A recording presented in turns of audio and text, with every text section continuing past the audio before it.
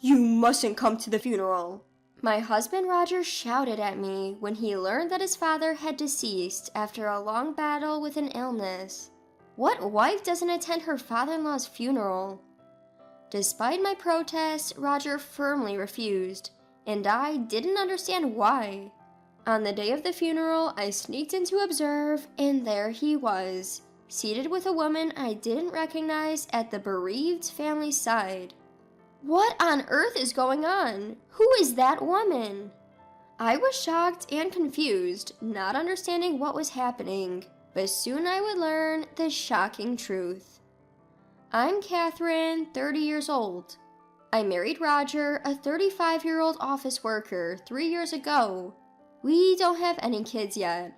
Roger often travels for work, only coming home about 3 days a week. While he is away, I devote myself to my hobby of drawing comics. On his days off, we would go shopping together, watch movies, and enjoyed our time as a couple. Roger's mother passed away when he was a child, and his father raised him and his sister Sarah single-handedly. In the early days of our marriage, we would often visit Roger's family, a 2-hour drive away. But when his father fell seriously ill a year ago, our visits gradually decreased. Roger told me, Dad doesn't want you to see him in his emaciated state. So I refrained from visiting.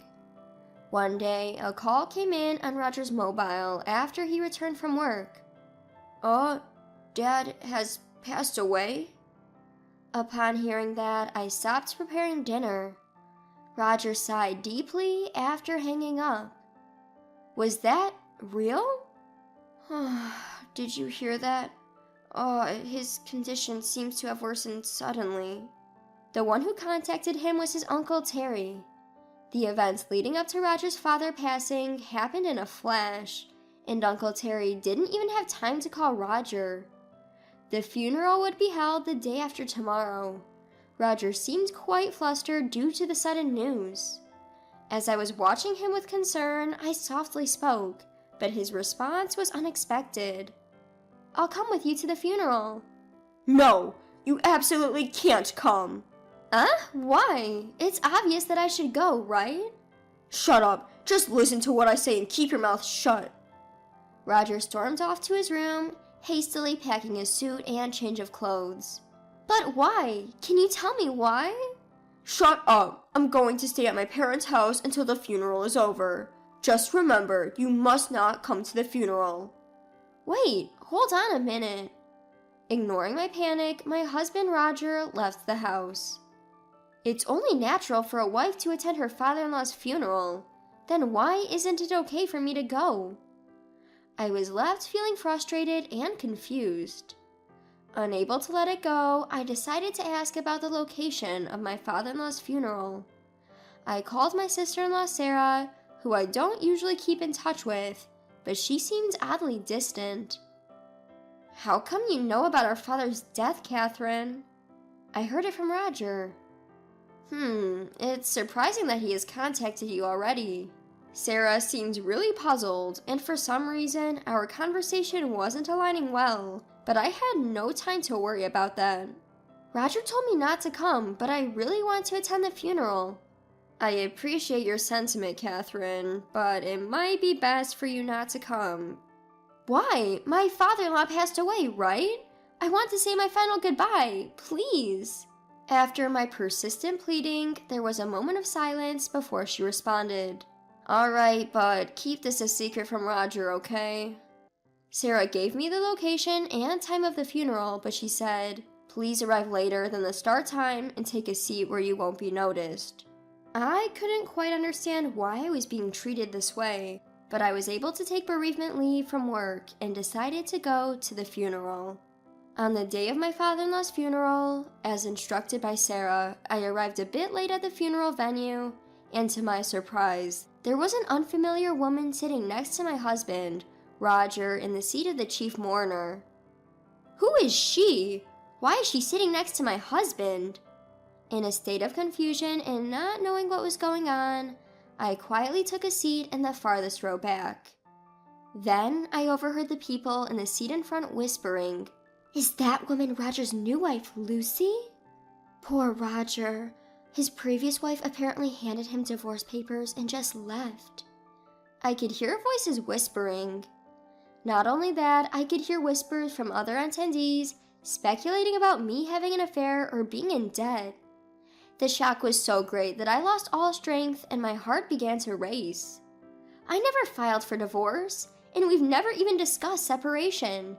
And what does this remarriage mean?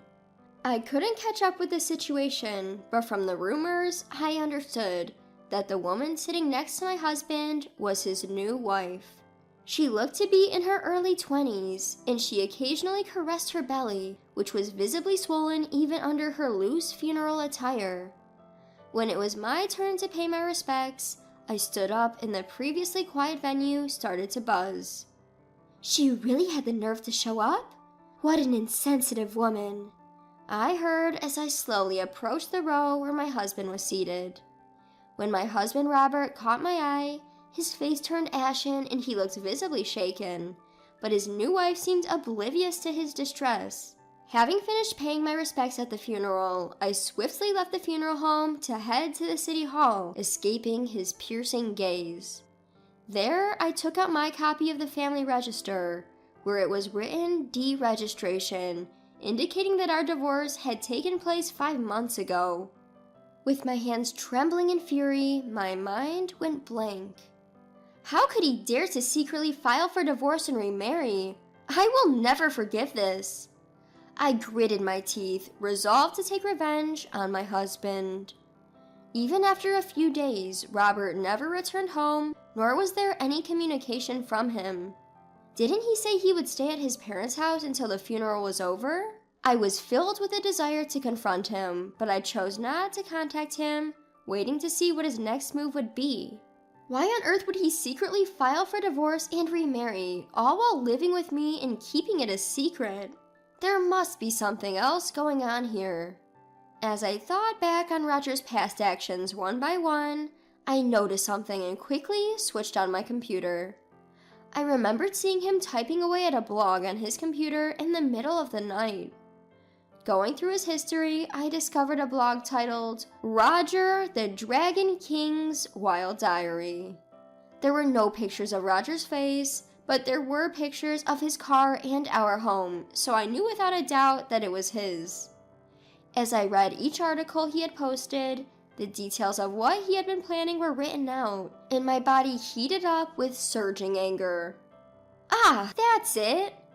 With a brilliant scheme in mind to get back at Roger, I called my sister-in-law Sarah and another individual. Preparing meticulously, I couldn't help but look forward to seeing the expression on Roger's face. On the day of the operation, I was standing in front of the house Roger shared with his new wife, Lucy. After a while, a delivery truck pulled up and the delivery man began unloading packages. Lucy came out of the house and began exclaiming at the entrance. "What the hell is this? Whose packages are these? Hey, darling!" Huh? What's going on? Called by Lucy, Robert emerged, his eyes bulging as he looked at the multitude of cardboard boxes that had been delivered. Who's it from? As he leaned in to see the sender's name, he abruptly began acting suspiciously, spreading his arms to hide the packages. Well, of course he would. After all, with the sender labeled as ex-wife Hart, there was no way he could keep his cool. Seeing this, Lucy raised her voice. "Ex-wife? What do you mean by that? I've heard nothing about this." Robert didn't respond to her, but quickly paid the delivery fee of $200, and when he did, he locked eyes with me, hiding in the shadows of a nearby lamppost. Hey, you! What are you doing here? "I got your address from your sister Sarah." I turned to Lucy, who was watching our exchange with a puzzled look, and gave her a warm smile. "Nice to meet you, Lucy. I'm Catherine, the ex-wife of Roger who sent you these packages. Sorry to surprise you. He unilaterally filed for divorce 5 months ago without telling me." When I showed her our marriage certificate, she seemed a bit taken aback, but then she invited me in, saying, "We shouldn't cause a scene outside." Once inside the living room, I ignored my trembling husband sitting next to Lucy and began to speak. Lucy, when did you start dating Roger? About a year ago. He said he was single. I can't believe it. Interesting. So he deceives both you and me. Come on, don't say such horrible things, haha. It's just a simple misunderstanding, isn't it? I was speechless at my husband's nonchalant laughter and his utter lack of remorse. It's unacceptable that you filed for divorce without my consent. I'm suing you for $30,000 in alimony. You've been cheating, so it's only fair, right? What? Why should I have to pay that? While my husband was fuming with anger, Lucy, on the other hand, seemed quite calm. Well, don't be so stingy. Just pay her, darling.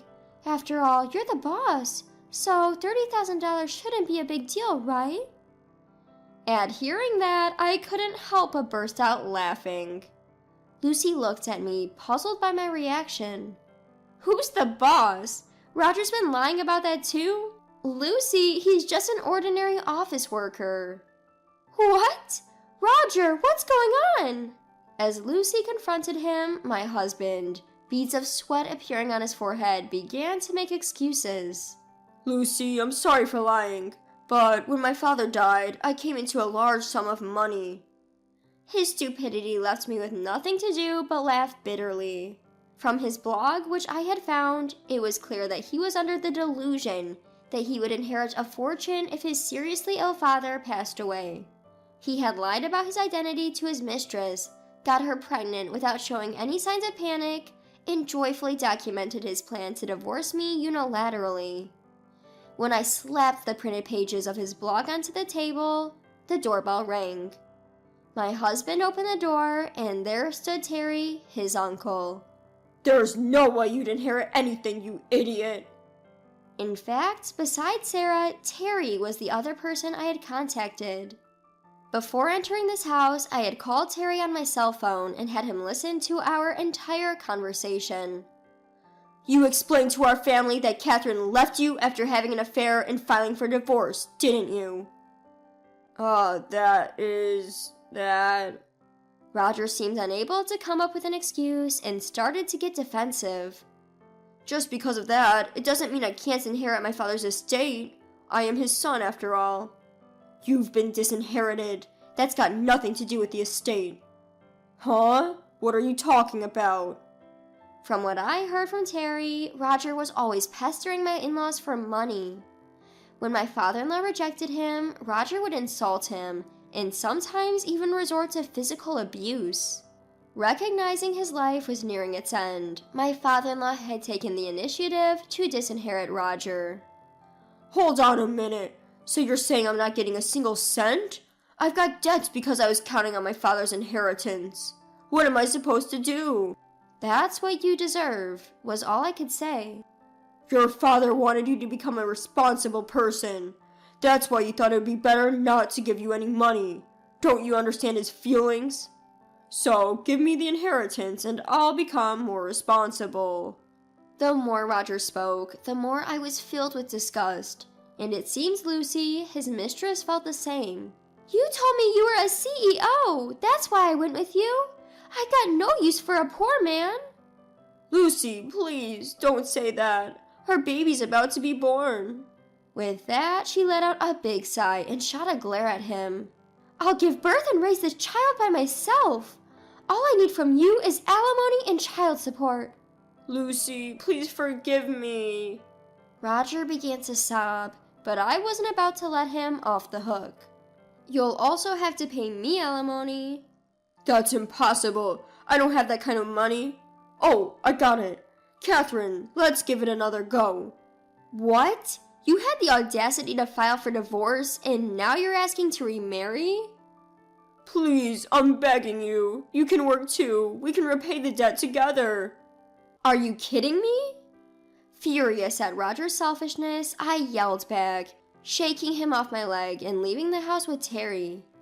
Soon after, my ex-husband was served with divorce papers from Lucy, who was demanding $20,000 in alimony and $500 a month in child support, according to my sister-in-law Sarah.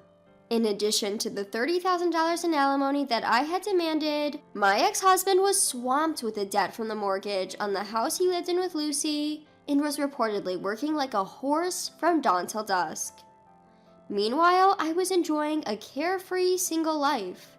Sarah, who used to be my sister-in-law, and I have become great friends, and when she comes over to stay, we have a great time chatting. To top it off, a comic strip I drew based on my ex-husband's blog post has received a phenomenal response on social media, and I'm going to publish it. Excitedly contemplating the title for the comic, I'm enjoying my new daily life.